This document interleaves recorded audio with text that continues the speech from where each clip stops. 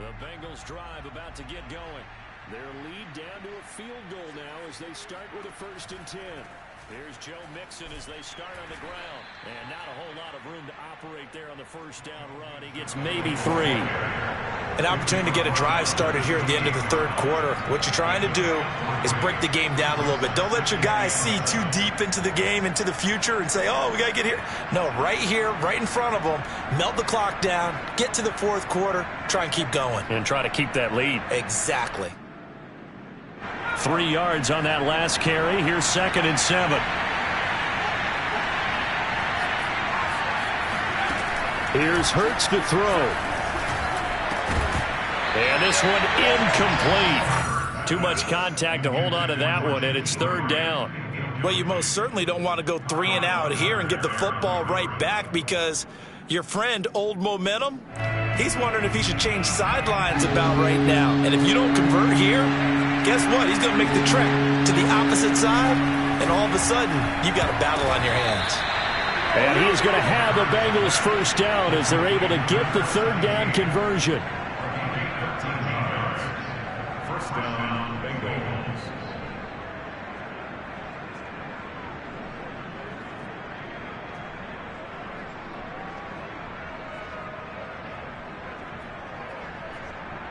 One quarter remains for the right to advance to the AFC title game. You're watching the NFL on EA Sports.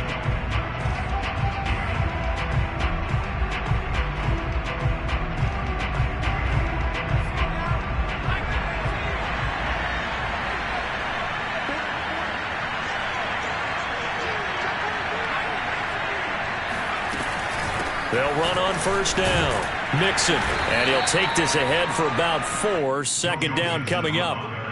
Now, I'm guessing you'd say this is kind of the key here. Grind out some yardage, work on that clock, see if you can continue to tick it down. Definitely, you want to bleed things out at this point, right? Continue to possess the football, gain some yardage, and put the onus on the defense.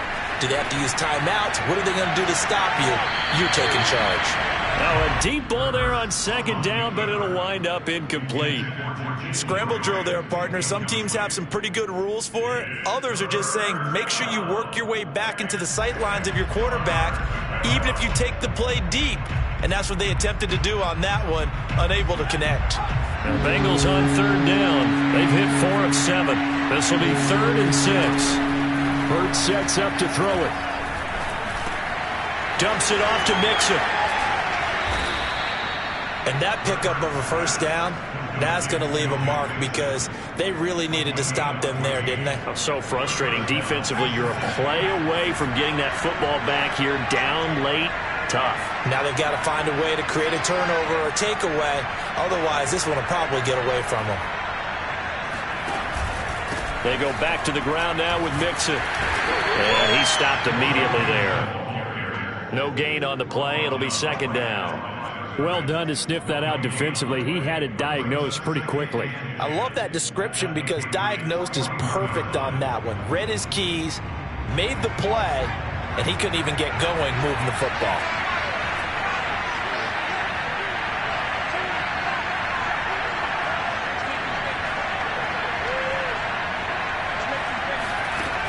Second down, here's Jalen Hurts. He finds his man, complete. That's Grant. That'll leave him with a 3rd and 2 coming up. They got 8 yards there.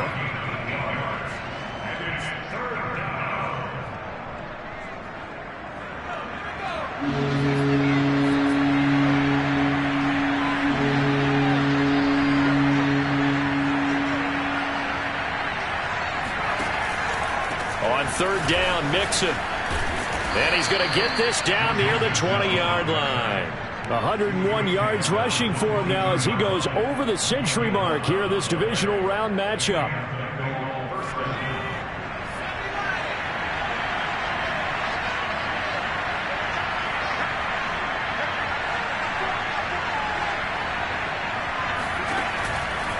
Back to Mixon on 1st down. And the reinforcements come in as they're going to stop him behind the line. Officially, it's a 1-yard loss. That's going to bring up 2nd and 11. An interesting and intriguing decision there defensively because they kept extra DBs on the field despite seeing the multiple tight end look that came out for the offense. I thought they were going to switch out of it. I didn't know if they felt they didn't have time or what the case was. Well, in any event, the extra speed allowed for great penetration as they stuffed that one behind the line of scrimmage. They try to throw on second down, but this one is incomplete. Well, listen, when you got the lead, there's absolutely no sense trying to fit a ball in where you shouldn't. You can see the coaching in his head taking place on that play because he saw he had a receiver in the area. He just put it well over his head, out of harm's way. Possibly a turning point. Big play coming. This is 3rd and long. Throwing is Hurts. He finds his running back, Mixon. And he's going to be taken down short of the first, right around the 15-yard line. They do get 7 out of that, but not enough to prevent a 4th down.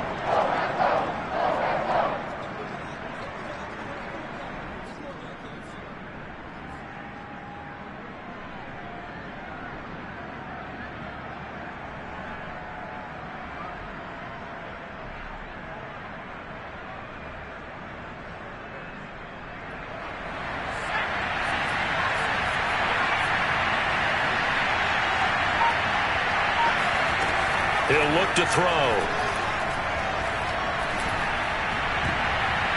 And a dangerous throw there as that's knocked down and incomplete. So that's a decision that could loom pretty large here. They go for it on 4th down, but come up empty.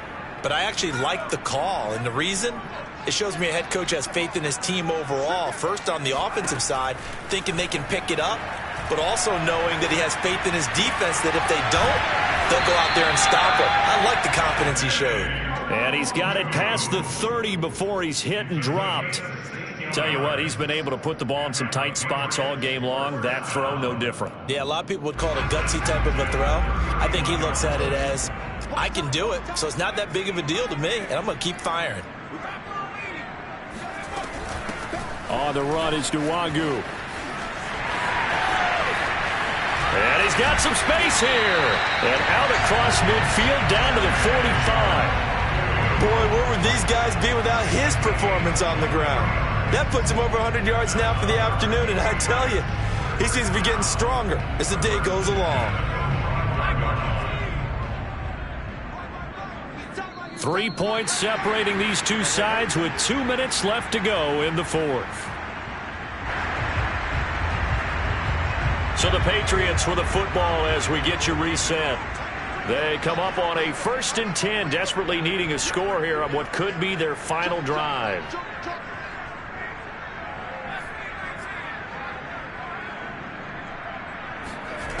On 1st down, Sutton.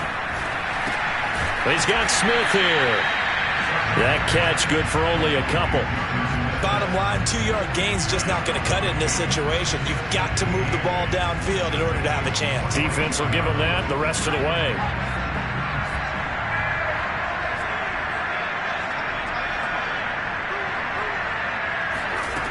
They'll look to throw. He gets it complete to Jackson. And he's brought down, but not before he reaches the 8-yard line. A big play there for the Patriots. And this is obviously a spot where you lean on your stars. Get the ball to them in open space and let them do what they do. The chain gang hustling to catch up. Here's 1st and goal from just inside the 10.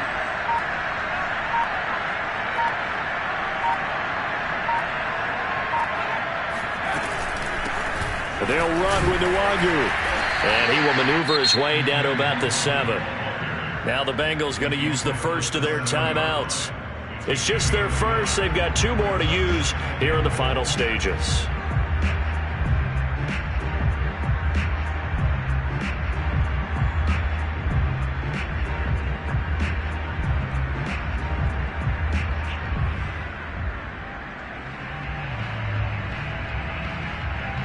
The line of scrimmage, the 7 now on 2nd and goal. They'll go right back to the Nwogu. Showed off the toughness, but still corralled shy of the 5 at the 6. The Bengals going to use the 2nd of their timeouts. That'll leave them with just 1 remaining in this 4th quarter of play.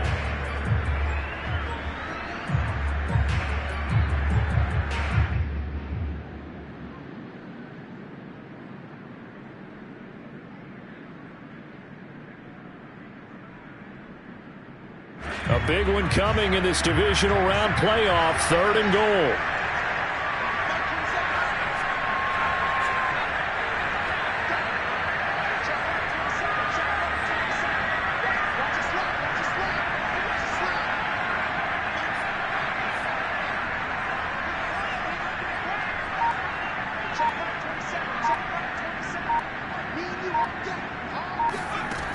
He's back to throw.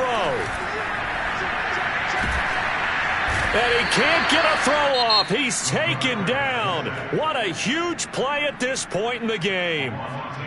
Boy, Charles, that time he took a bad situation and made it worse. Yeah, you're almost putting together a nice little song there, aren't you? Because it's something you'll see from young quarterbacks. They have that tendency to retreat backwards instead of stepping up in the pocket.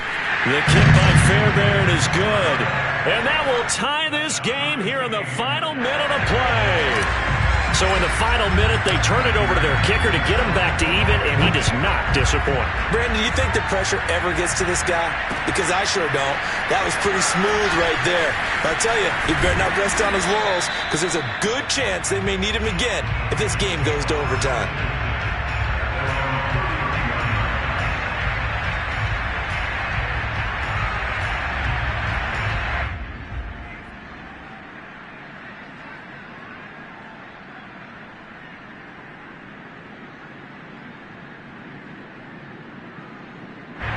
The Bengals drive about to get going. They have a little bit of time here to get into field goal range. Not much. A tie game, you don't want to do anything crazy, right? I agree with you on that one. Risk reward, okay? If you go for it, what is the absolute reward on this? But the risk is probably greater. Run the clock out, get to overtime, and try and win it there. All right, we'll see if they do just that. So he's unable to complete it there, and just not the game that you would expect from him. He's been off the mark really start to finish. Yeah, it makes you wonder what exactly is going on. Is he a little bit dinged up here, or is it just off just by a bit? Maybe he can get it back in this situation. He'll need to. And that is incomplete. 2-minute drills, they're tough enough, pressure-packed enough, and these elements makes it significantly tougher. And you don't have the margin where you can say, okay, I can allow for certain things and maybe change up a little bit. Because it's a 2-minute situation, you've got to try and make the same plays you would make if the elements didn't exist.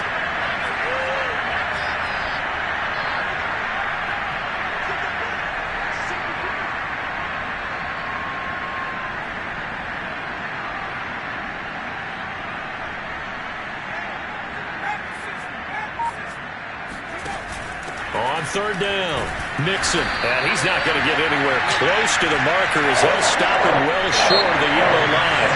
Overtime in a playoff game, awesome setup. Remember, the rules the same as they would be in the regular season. That's exactly right, Brandon. Remember, the receiving team, if they score a touchdown,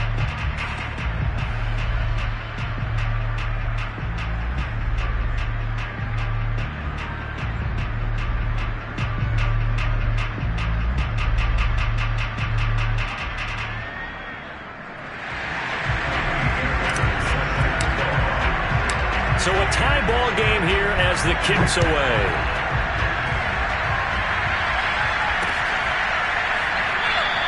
And we will not see a return to start overtime. It'll come out to the 25-yard line.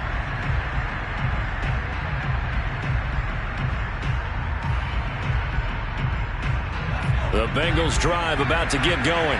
They're set for their first drive here in overtime, and this is where the crowd can really become a factor. they've had to battle it all day, but I know what you're saying. In overtime, that gets doubled, doesn't it? At least, because now the crowd really wants to be involved and help their team, and that first drive can dictate the whole thing because they know if this team takes it downfield and scores a touchdown, it's game over. It's been loud in here so far. Ball up to the 35 now as they come up on 1st and 10. Now a first throw here in overtime. He'll get this one to the Golden Domer, St. Brown. And he'll go out of bounds, it looks like, right at the 40. They'll contain him to just 4. 2nd down. It's now 2nd and 6.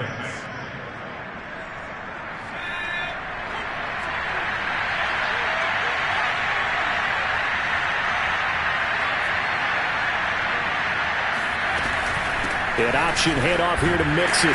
And he's dropped just before the line to gain. 4-yard pickup leaves him with 3rd and 1. On any running play that's called, they're always hoping that it's going to break big and go the distance.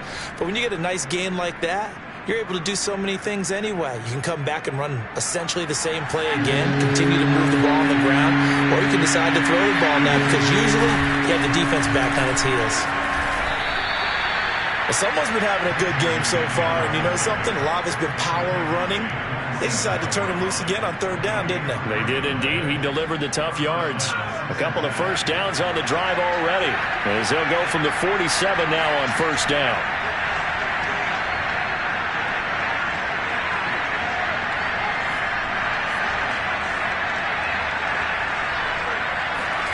Play action. Here's Hurts. Eluding the pressure right. And he's able to take it across midfield before going out of bounds. The improv on the scramble there gets him 6, and it'll be 2nd down. Okay, he's not going to get the 1st down, but this is still a nice job of buying some time and then running to get to the sideline and get out of bounds and avoid the big hit.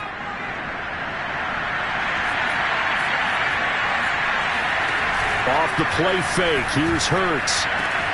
He'll get this one down near the 20-yard line, just shy of the 20.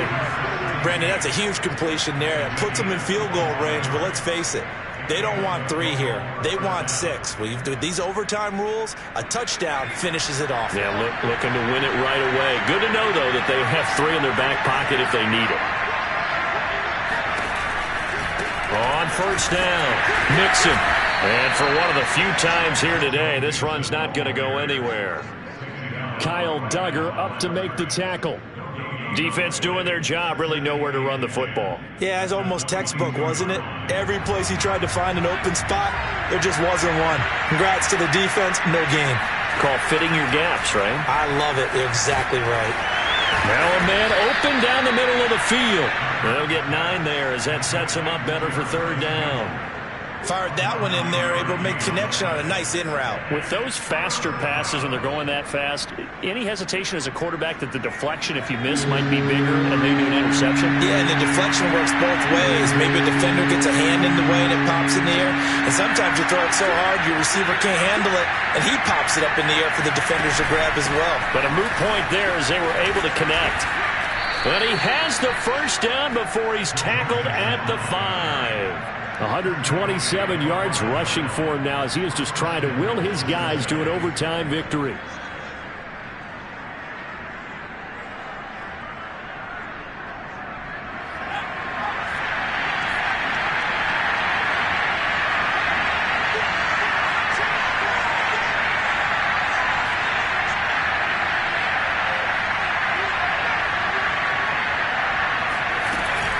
They'll give it to Mixon. And he's able to get it down to the 2-yard line. A pickup of 4 on 1st down. It'll be 2nd and goal.